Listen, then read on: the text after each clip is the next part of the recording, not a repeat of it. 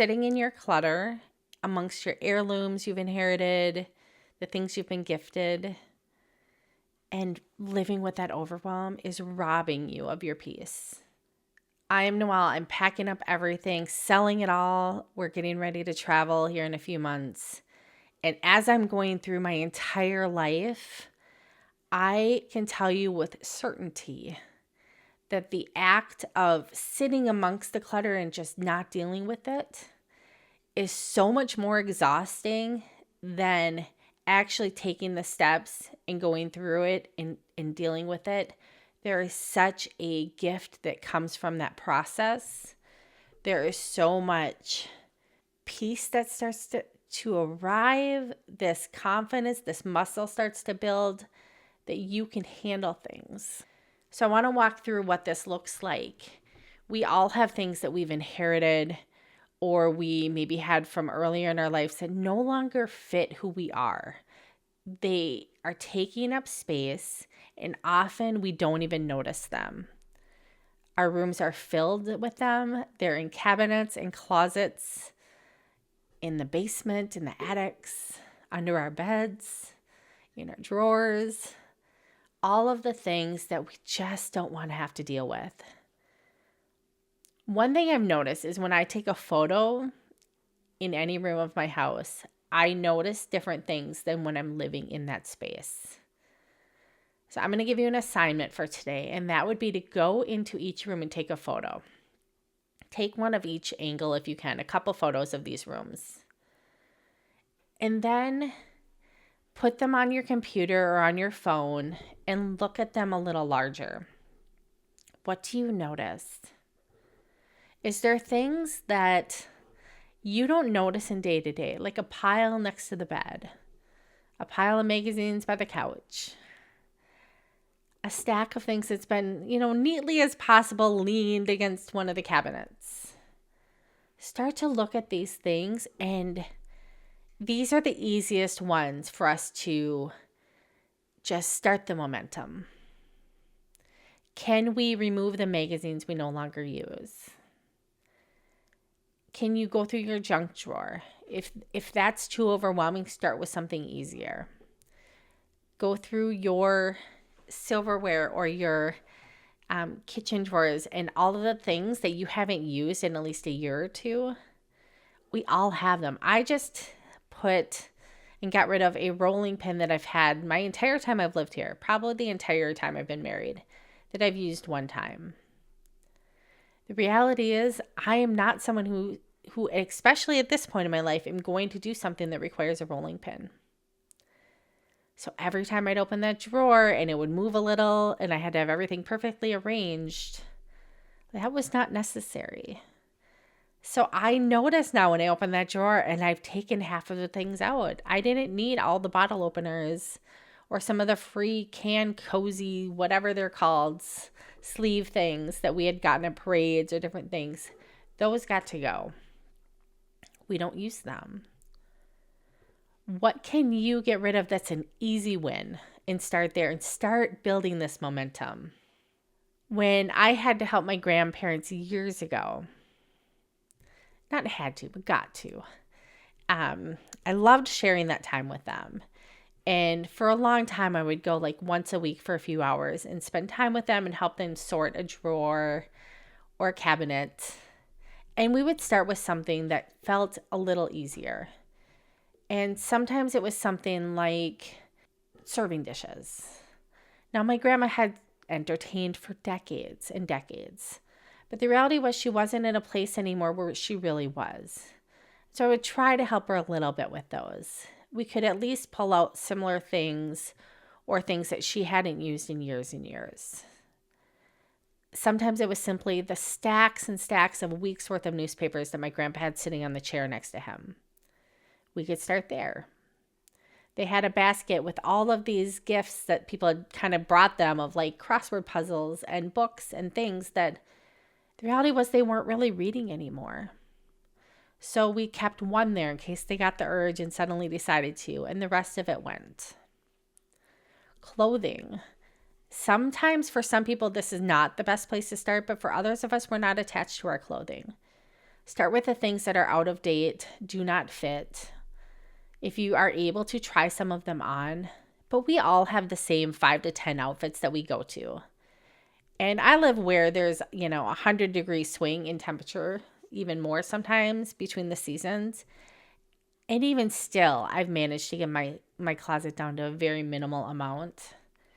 I have, maybe it's the artist in me, just a series of black items for the most part, but black jeans and black yoga pants and black workout pants and black shorts and black t-shirts and black sweatshirts and black shawls, and then a few colored shawls to go over, a few black tank tops.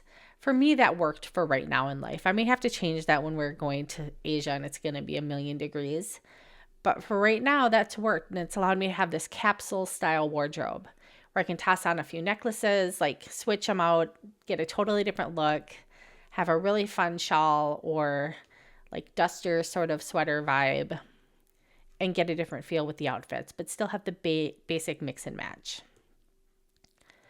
So for me, it was an easy thing to look at all of the bold colored t-shirts that I don't like when the neckline is really high. And so that was an easy one. I could get rid of those. I had bras that were from before I had my kids.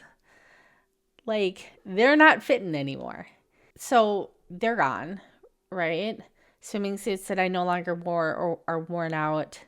Dresses that just no longer fit right, that aren't my style anymore. Some of it's an easy choice. Books may be your thing, and that may not be where to start. But for others of us, we're not attached to our books. And that's a wonderful place to start. Go through and pull out, make a goal of 10% of the books. What is the 10% that you can let go today? And this is kind of a good rule of thumb for any area. Is there 10% that you can let go? Crafting supplies, sewing stuff, fabrics. Is there 10% that you just aren't ever going to use? I know many women that have an abundance of rugs and extra bathroom rugs and extra towels and extra sheets and extra blankets, especially nowadays where the blankets are so luxurious and soft. And so we'll get them as gifts. And so that's something that I've noticed, that as I'm going through things, I'm like, wow, we had extra blankets in every room, which is very practical, but we no longer need them. And how many blankets do we need? If every person has a blanket, and there's only so much of us. Some of that was simply a choice to get rid of it. Other things, we just made the choice to move that to the front. Something was getting wore out, we use it up. Or there was many times I would take a towel and I'd cut it down for rags. And bed sheets, I did the same thing. I would cut them down. And years ago, I actually sewed a ton of old flannel bed sheets into like reusable paper towels.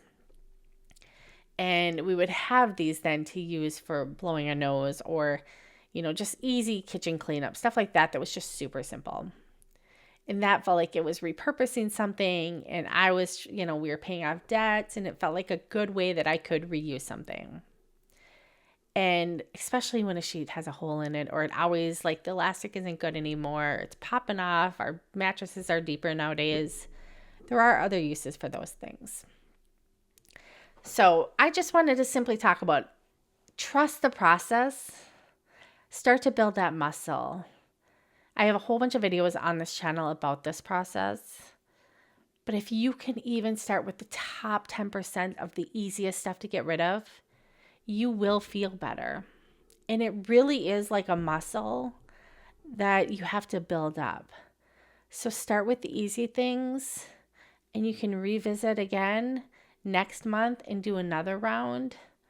For me, I did this over several years where it's like layers of an onion. I would take like 10% off, especially with the inherited items. I wasn't ready to get rid of so many of them.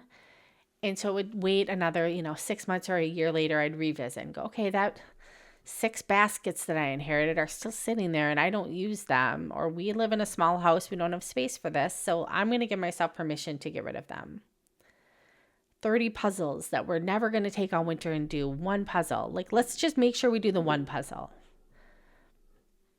Books, extra clothing, extra tools, spice cabinet, extra appliances in our pantries.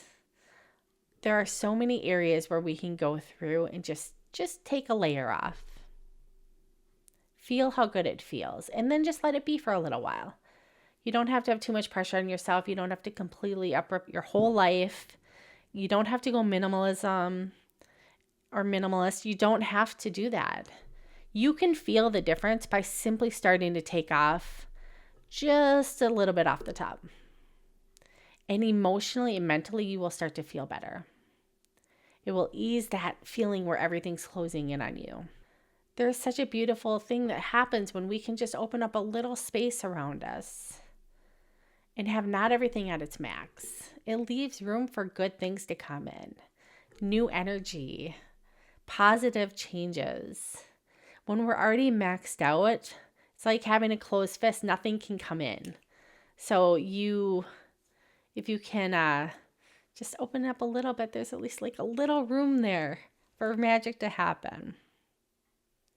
If you have any other tips you'd add to this, or you have experienced this, please share in the comments what your experience has been or what you'd add to the conversation. I know we all can learn from each other, and I love to hear what you have to say about this also. If this video was helpful, give it a thumbs up. This is a new channel for me.